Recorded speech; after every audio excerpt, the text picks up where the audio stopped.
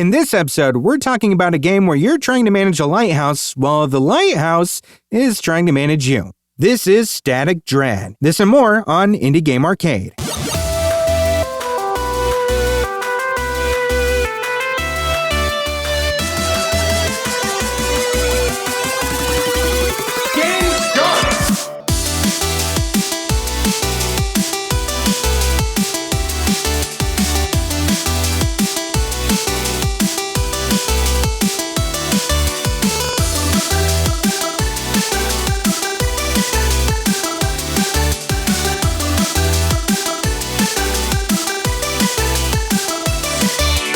Hey everyone, and welcome to Indie Game Arcade, a podcast that deep dives into the latest and greatest indie games. My name is Chris. I'm Joseph. And I'm going to be squinting at my notes here because we had some hardware problems with my computer, and now I'm having to look at my notes on my phone because I have some sort of weird thing going on where my computer is just spamming Q over and over and over and over, and then it deleted my notes.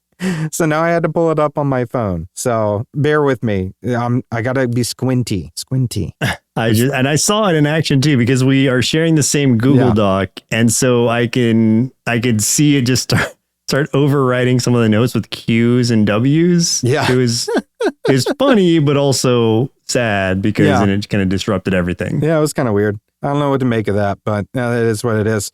Maybe it's possessed or something. I don't know. It's got to be some sort of eldritch thing messing with my computer. That's the only explanation. Yeah, just like the game we're about to talk about, which is Static Dread. Let's get into that. Game start! So Static Dread, and like this, I struggle with the name of this because like in some places it's just called Static Dread, and in other places it's called Static Dread: The Lighthouse, which I think is supposed to be the full title, Static Dread: The Lighthouse. But like all the art for it just says Static Dread. I have no idea. But either way, this was released on August 6th, 2025, which is not out yet as of recording, but it'll be out by the time you're listening to this. So I don't have a price here for you. This is developed by Solar Suit Games, published by Poiden Publishing. I don't know if I'm saying that right, but there's a fish called a poi, and so Poiden is how I'm going to say it. Anyway. Poiden or Polden? Polden. You know what? I'm squinting at these notes, man. It's tough. Leave me alone. Poiden Publishing. For a quick... For a quick description, this is a Lovecraft-inspired survival horror and procedural sim where it's essentially like Lovecraft meets Papers, Please. You are playing as a lone lighthouse keeper in a post-apocalyptic world, guiding ships to safety via radio and fax machines.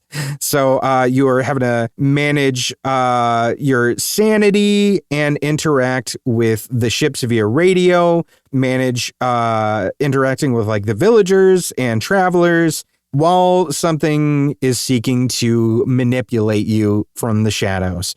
Of course. So like this whole thing is like the story of this thing is actually really interesting, and I like this. I thought originally, especially from seeing all the artwork and everything, that this was a story that was going to be like early 1900s or something.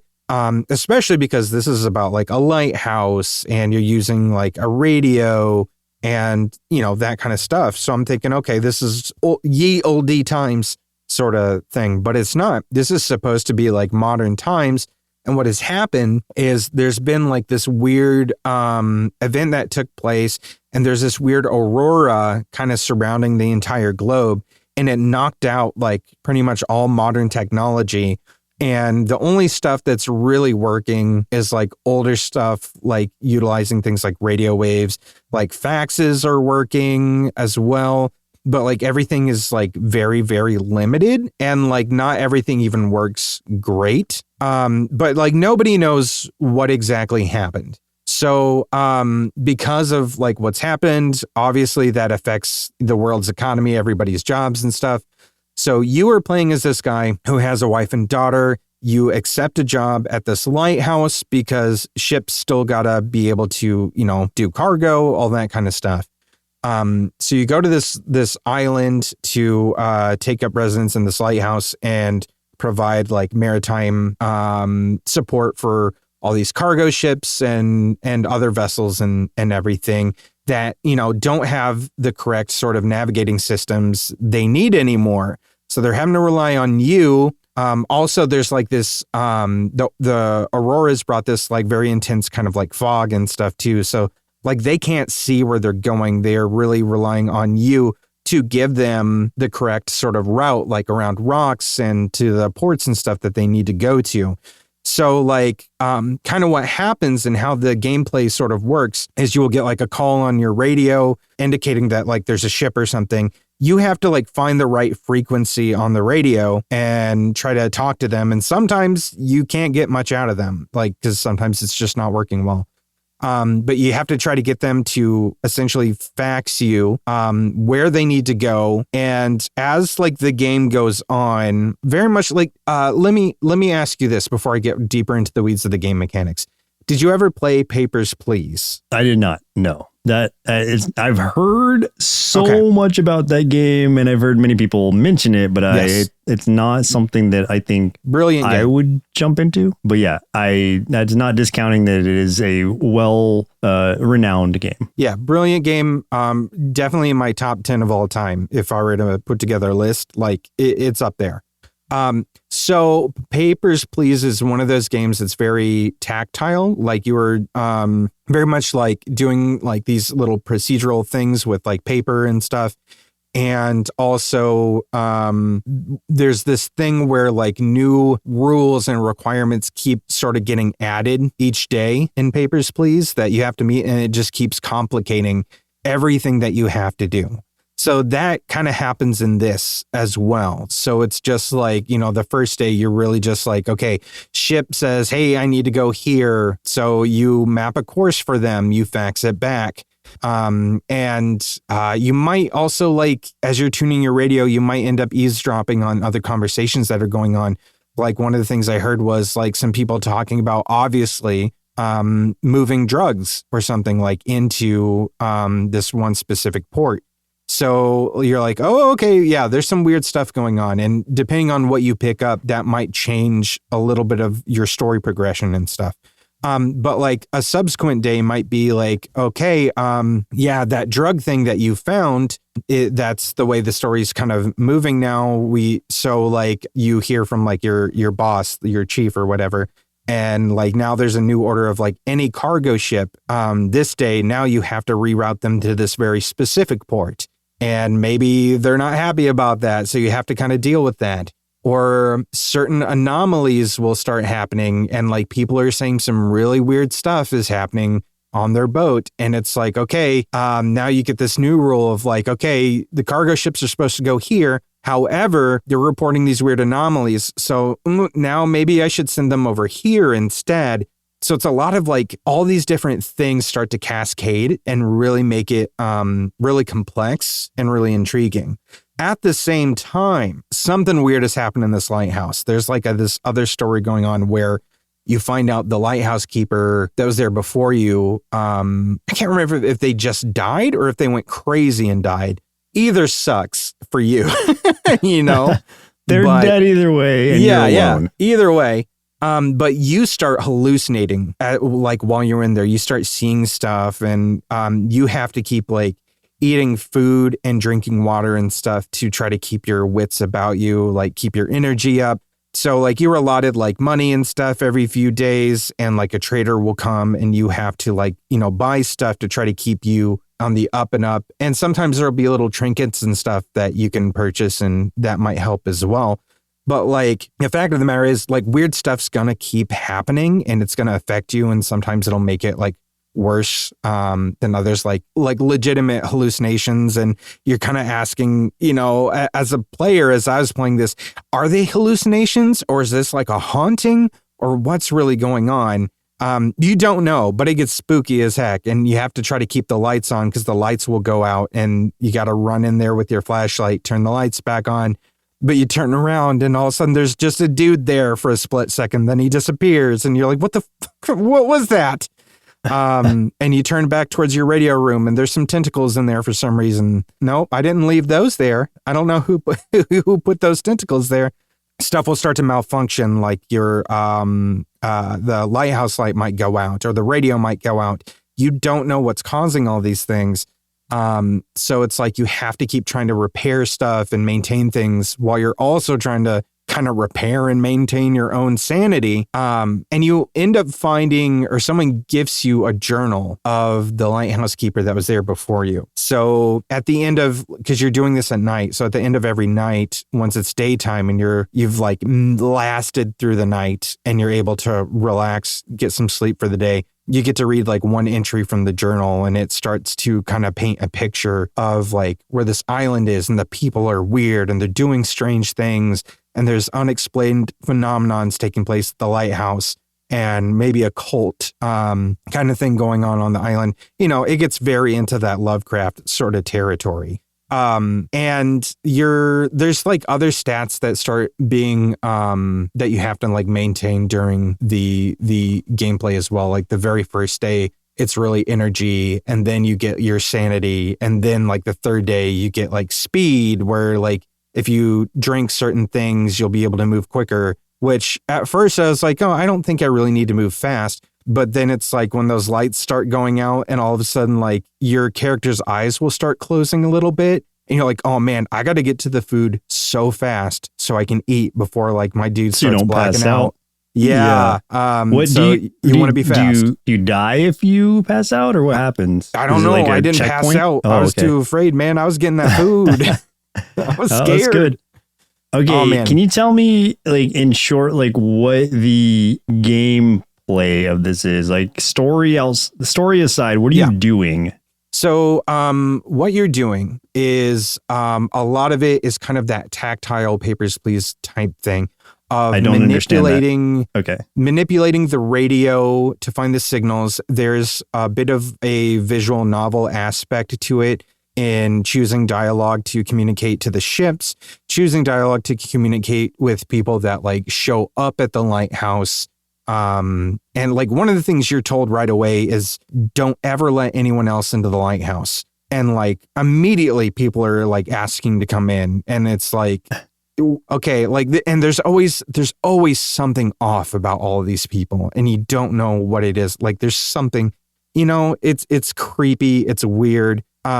So I will say a lot of visual novel type, stuff from that perspective. And then also like, when you get the facts, you are literally drawing like sort of like a path through like the water and around the rocks to the ports and stuff for the ships and everything. And then also running from like station to station to, let's say, turn the radio back on like the radio tower to fix the light at the top of the lighthouse. Things like that. So like as far as like the gameplay mechanics itself, very simple sort of tasks. The thing of this is really just sort of like getting to a point of, I would say like similar to Papers, Please, balancing the ever growing demand of things that are happening, but also along with the idea of you're kind of in the middle of like a nightmare of stuff. And like things keep getting weirder and weirder. And like, especially like the ships that communicate with you, like there's some weird stuff going out there on the water. And like it starts going into like straight up horror territory and stuff.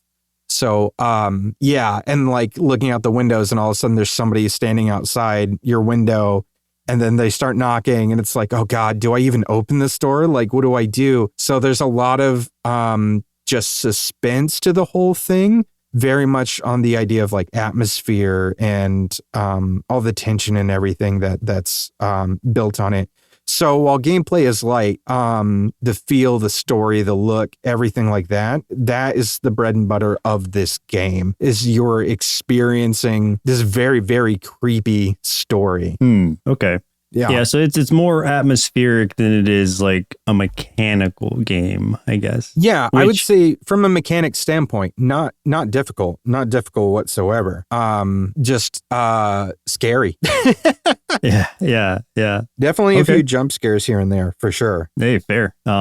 I like the visuals of it a lot. Like as I'm looking at it, like I really like that cover image. Like, that's something I would use as a background or a wallpaper for my computer. Like I really love the contrast of that red lighthouse with that green kind of creepy face in the background. Yeah, very cool looking. Too. Static Dread colon the lighthouse makes me think that like Static Dread could be a series. Yes. And it's not yet, but I mean they could add anything after the end and not be the lighthouse and just have the focus be like, I don't know, Static Dread, Brenda's room or something. It's like, oh no. Yeah, I'm kind of hoping for something like that. I would love to see something like Static Dread, the radio station, or like... that would be like the easy go-to, especially if they're sticking with like the static aspect of it. Yeah. I think that would be sick. I do think this is something, and the story is interesting enough that like, in a very Lovecraft way, like I feel like this could easily be an interconnected world of you getting to visit like other parts of the world, all like experiencing what's happening with this aurora that,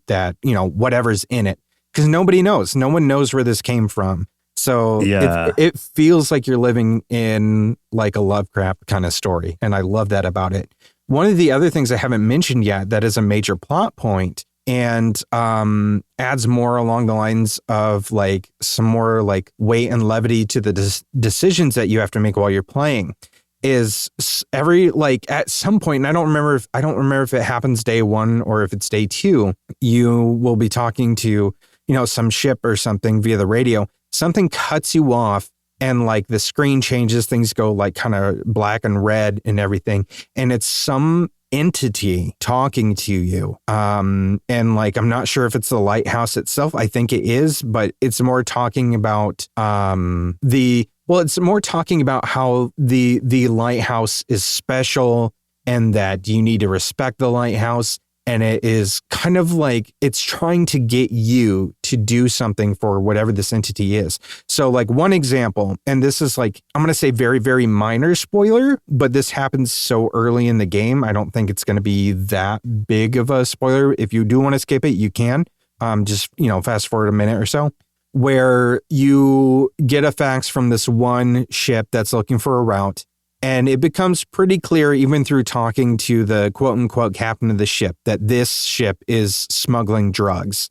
And this entity starts talking to you, and it's basically like, feed this ship to me. And then on your map, where normally it just shows the different ports and stuff that you can, and then that ship position where you can kind of guide it and send it back.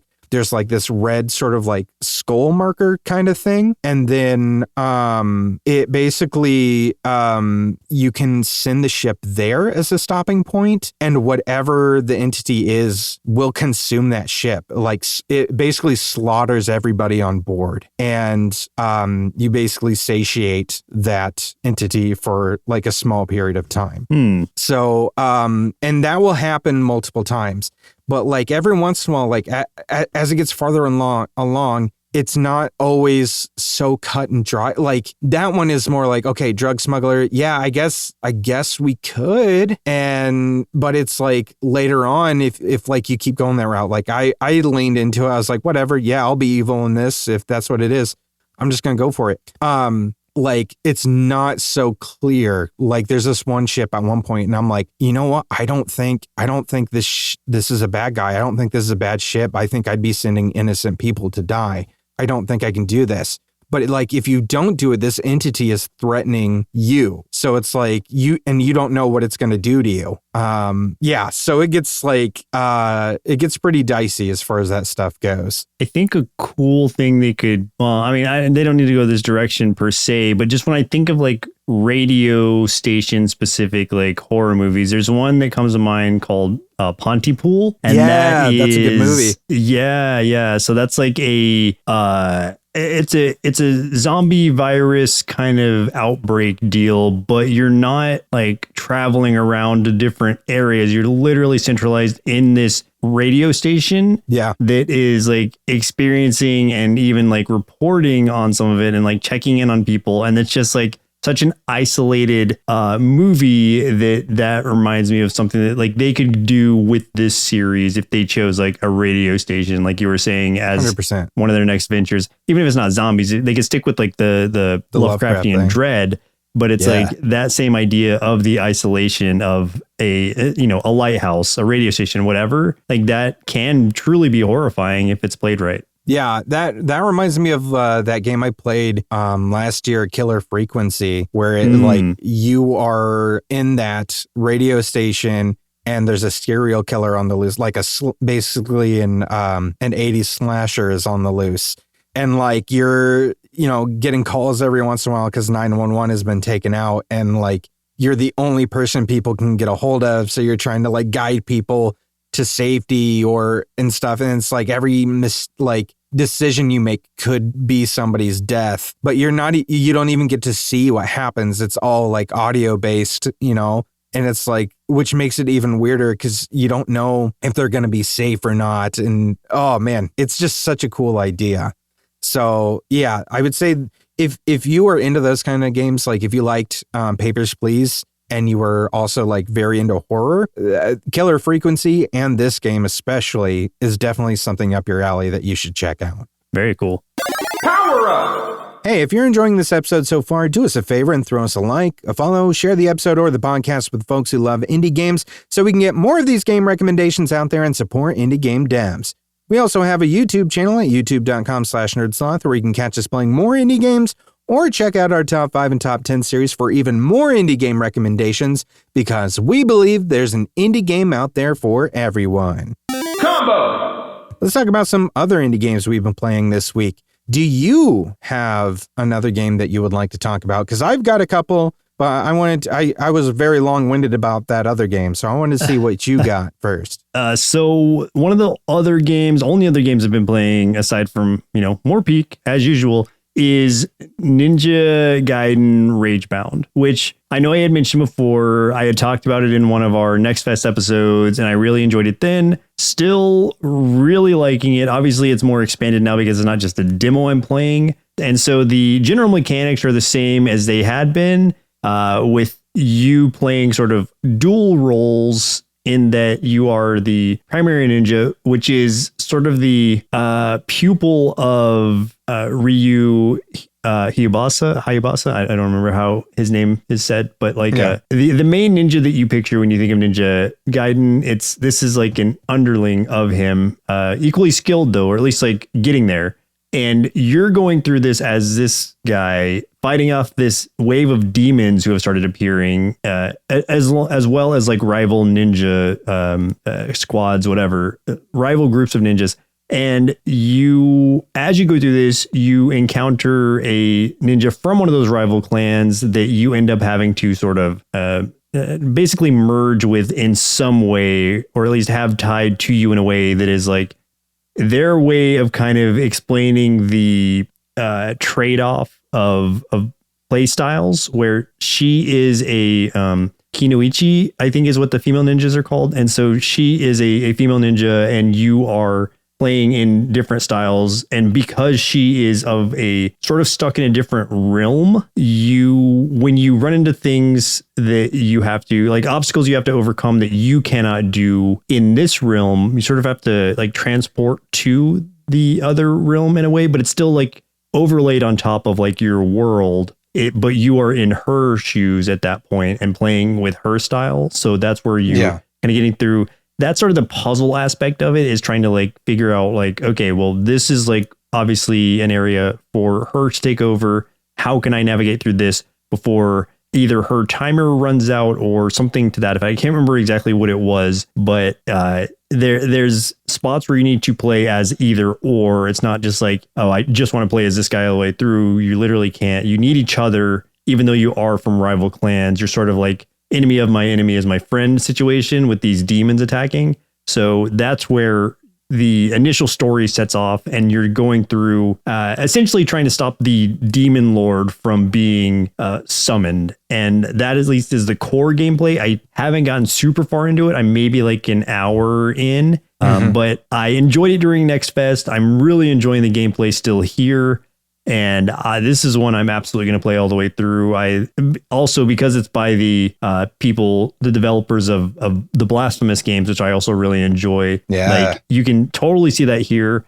I will say, at least so far, it feels like as far as a Ninja Gaiden game goes, on the like, I won't say easier side, but I'll say like more accessible side. So if like you're intimidated by the thought of like, oh, it's a Ninja Gaiden game, those are like notoriously difficult. I think this one might be a good onboarding for people who may have like their either doubts or fears that it might be like too hard, because I don't think that's the case here. It has its challenges and there are extra challenges you can add on top of it, but it's also a lot more accessible. And I think there are also like some good accessibility features added in as well, to where this is kind of like best of both worlds, where you can get that challenge if you want, but you're not like trapped by that. And if you want to just experience the game, period. Yeah, it looks so amazing. Like we talked about last week, I love seeing when indie devs get to take the reins on bigger IPs and stuff like this. I just think it breathes fresh life into those franchises. So yeah, 100%. I am very, like, I've been excited about this game.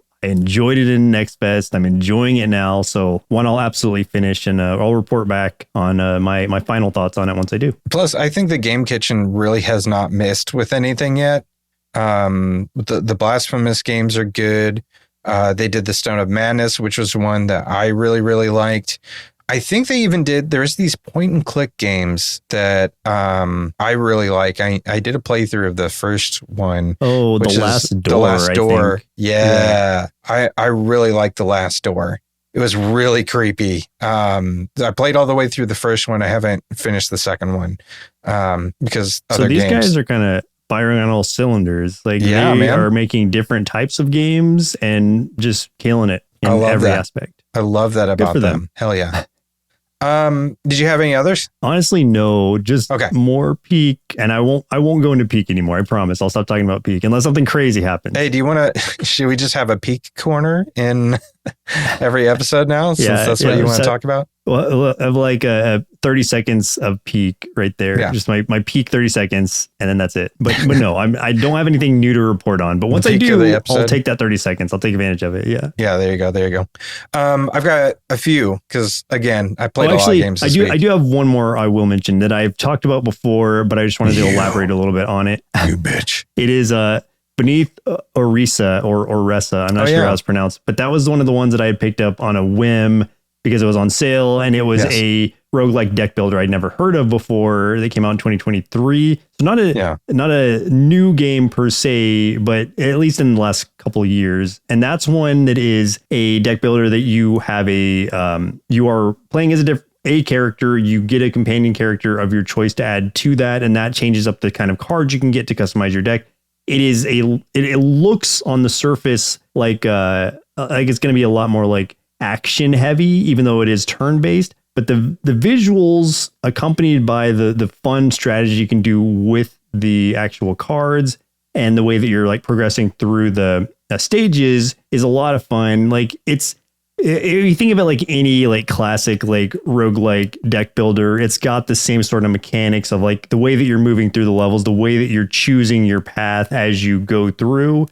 You can't break away like super far from that path, but there is enough branching out to where you're making like conscious choices like, okay, do I want to face off against this elite enemy that is clearly marked here so I can get a better item out of it? Or do I feel like I'm about to face something harder that I need to conserve my health and whatnot?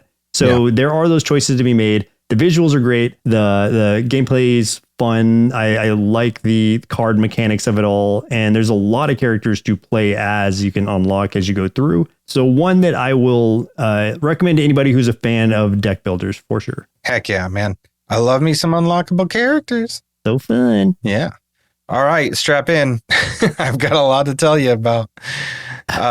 First one here is Sands of Hope. This releases, as of recording this, releases tomorrow on August 4th by Guateque Studios. This is a sci-fi adventure set in the desert world of Sidonia, where you're playing as a little robot named Hope, wandering a desert world with your little doggo while restoring water and life to the world.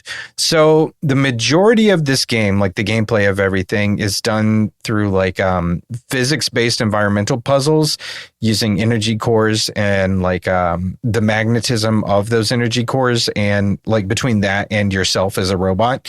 So it's very much reminiscent of the like Zonai devices and the magnet and stuff from the Legend of Zelda games, the last two.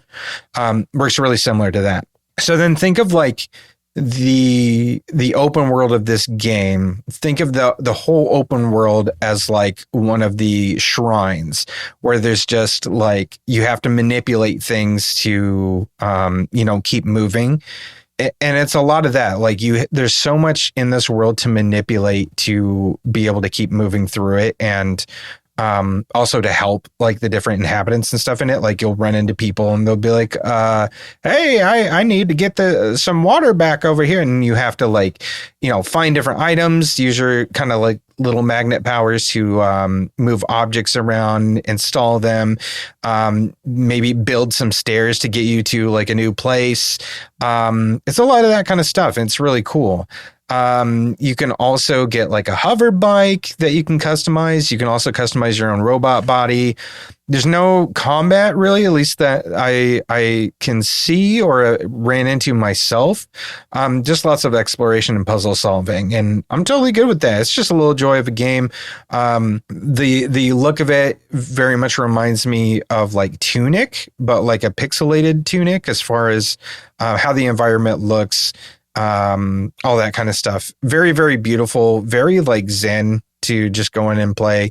And I was just kind of having fun, like taking all the little energy cores and the boxes, and I just kept making like goofy things that try to like break the game. Like I was just building the biggest staircases, trying to access stuff that I wasn't supposed to access just yet. And then at one point, I think I built some stairs that were too big, and they fell over and they kind of fell through the world. And then just all of a sudden, all these pieces just kind of rained down on top of me.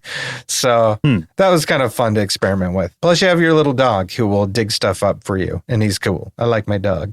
The next game is Paper Animal Adventure, which releases August 7th, 2025 by Cuddling Raccoons Studio, which is such a good name for any studio. This is a cute, lighthearted roguelike mystery dungeon game inspired by Paper Mario, which you can tell just by looking at it. Everything about this game looks very like Paper Mario as far as the sprites and everything. Super adorable. I would say a little bit of almost like Yoshi's Story too, in that way, I think. Or Yoshi's Island, I guess, would be more apt. So the story is you're playing a group of little animals looking for their missing king who vanished. So you're going through these different biomes, leveling up, gathering allies and upgrades. And then you got to find like the key to get to the next dungeon level and defeat different bosses. And then you find out after you kind of defeat the first boss, you like end up in this like chamber of sorts. And you're greeted by this little dude who's just like, oh, you're back again. Maybe this time it'll work a little better. You find out that you're stuck in kind of a time loop and that you've tried and failed a few times before. So it's kind of like giving you explanation for like the roguelike aspect of it. And I like that. That's cool. So if you die, it's just like, oh yeah, you've tried again. It's just the time loop or whatever. So you've tried and failed a few times to save the king and everything, but you find out that there is like something going on that's like bigger than just the king missing, but that has a part of it. And you have to find like these items from each biome to fix the timeline, save the king, and then seal the timeline once it's all done. So I love the look of it. That's my favorite part for sure. There's definitely some cool mechanics in it as well.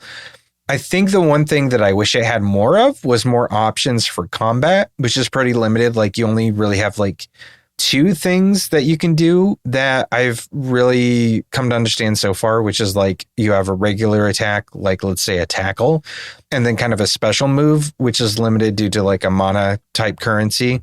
So I found myself mostly just tackling, and just that's about it.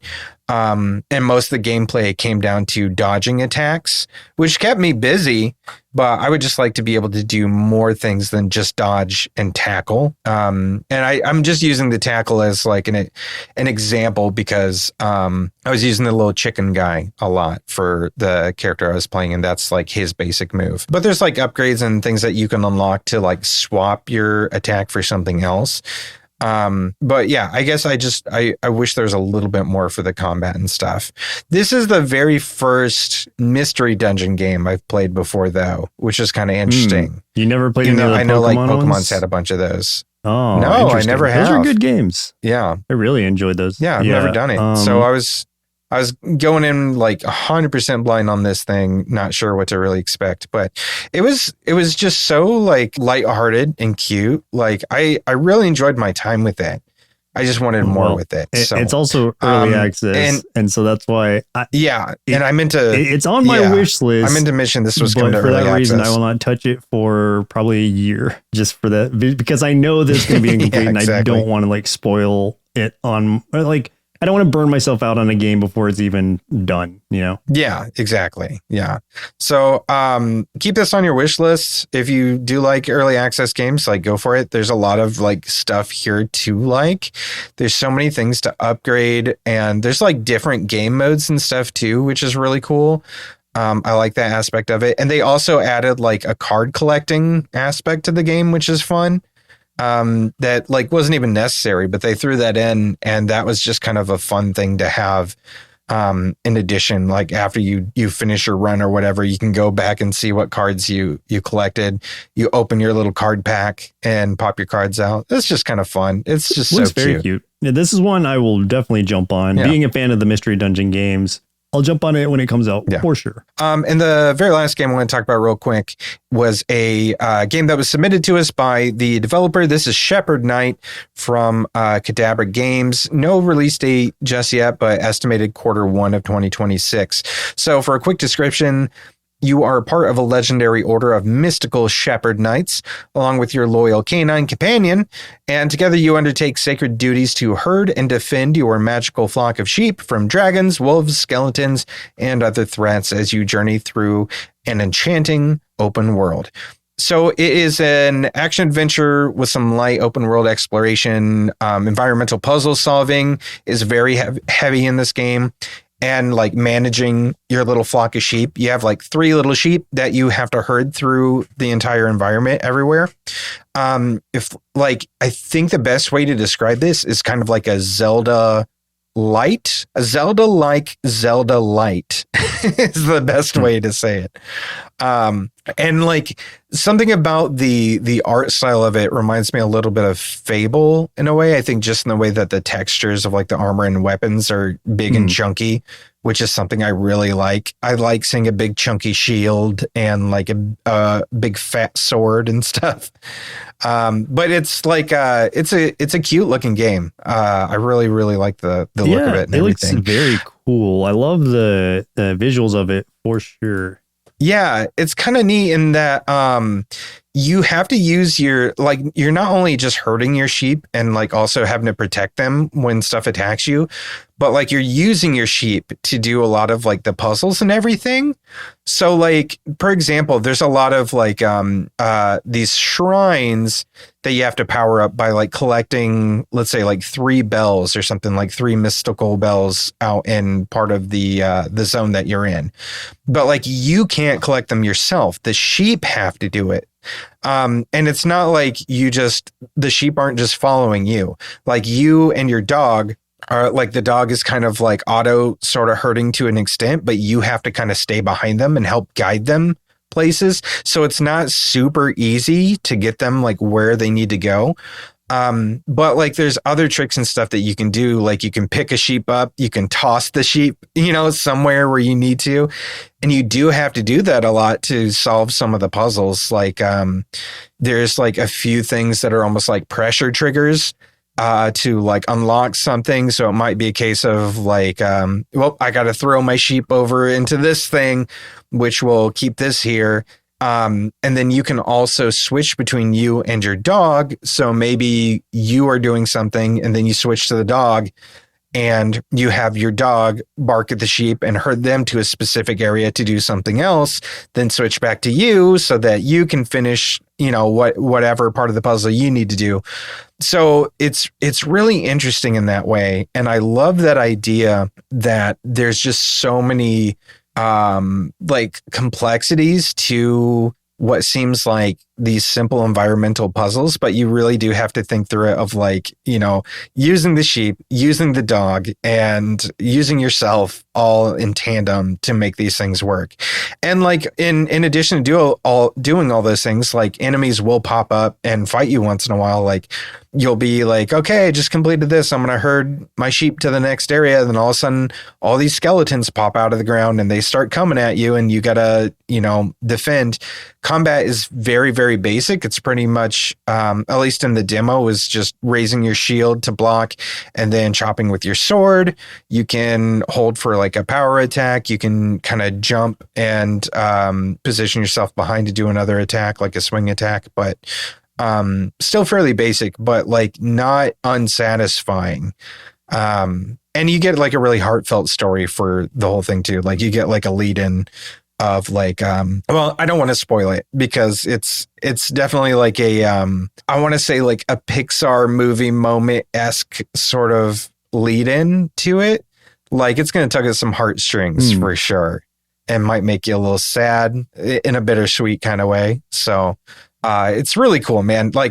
I wasn't sure what to expect from this, and I ended up coming out of this being man, this was just a feel good, cute little thing, and I'm excited to play more of this when it comes out. It's got combat, so I'm in. I see an elemental ram that you also get or something where it's he's using it as a weapon to throw at enemies, and it is exploding, but then there's a lightning ram also.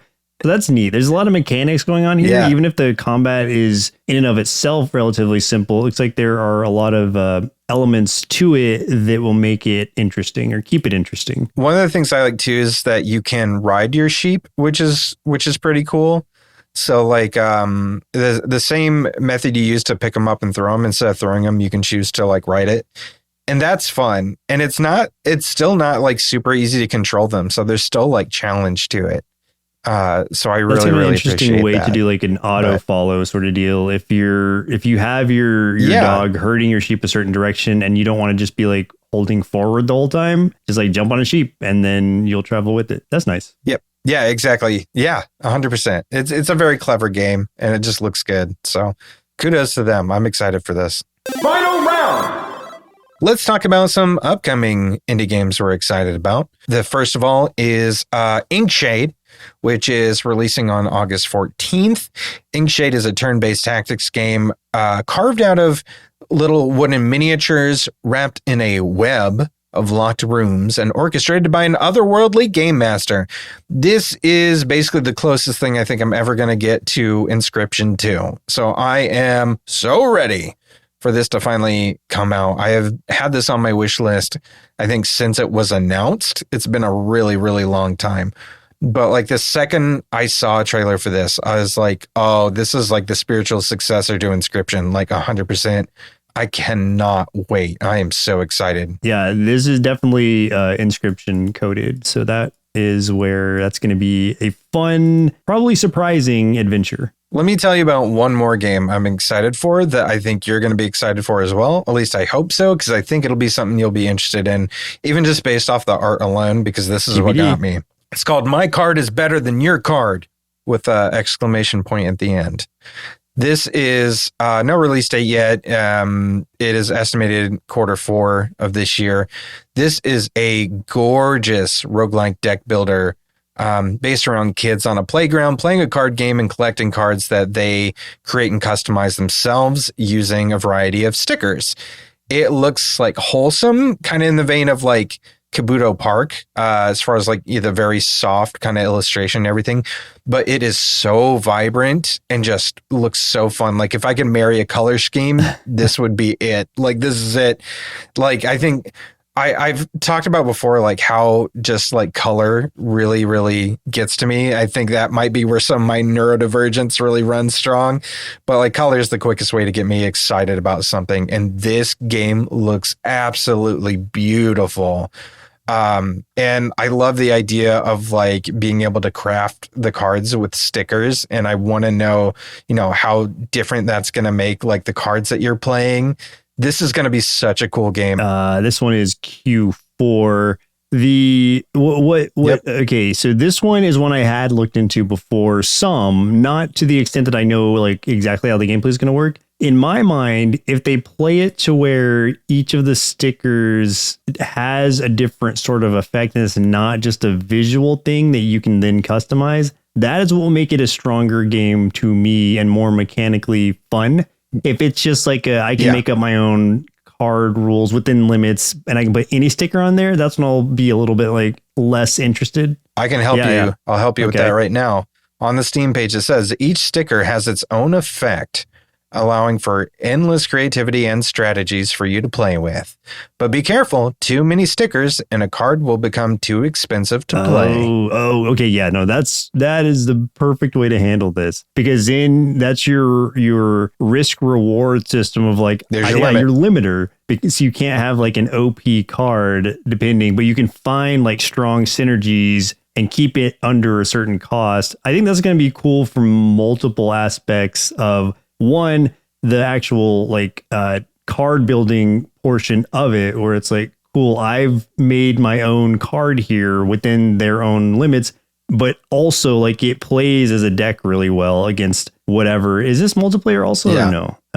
Not that I think it needs to be, but I was just curious. Looks single player from what I can tell. It's even better because like then there's less chaos that's going to be thrown in with multiplayer. I like this as being a single player experience.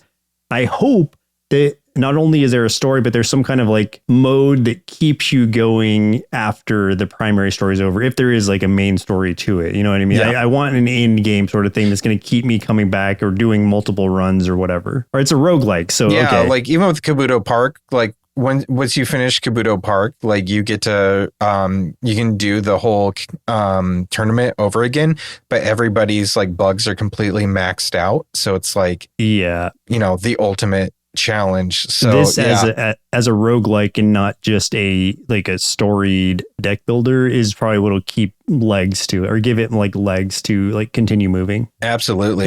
This one I'm looking forward to too. I just hadn't even thought about it in a long time because it's so far down the line, which I guess isn't that far down the line at this point in the year, but at some point towards the end of the year, it'll come out and I will most likely be picking it up. There is a demo. I should probably try that first, but most likely it's going to be in my cart soon. Definitely one of the ones I'm probably more hyped about than some of the others for the year. There's definitely a list.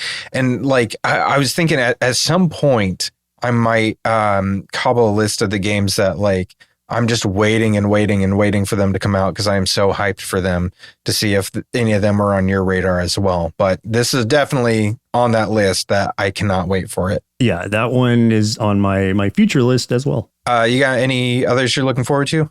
There's one that is, I think, coming out soon, but then it's like, okay, so it's on like the upcoming games list, but there's no date attached to it. Maybe there was and they removed it or something. Oh. But it's called Shattered Soul. And that is it's like a beat 'em up Metroidvania, like sort of like an anime styled Metroidvania beat 'em up, which is, if you think of like Streets of Rage, things like that, like it has very fluid animation and you are traversing through a level, going through the like beat 'em up mechanics of it all.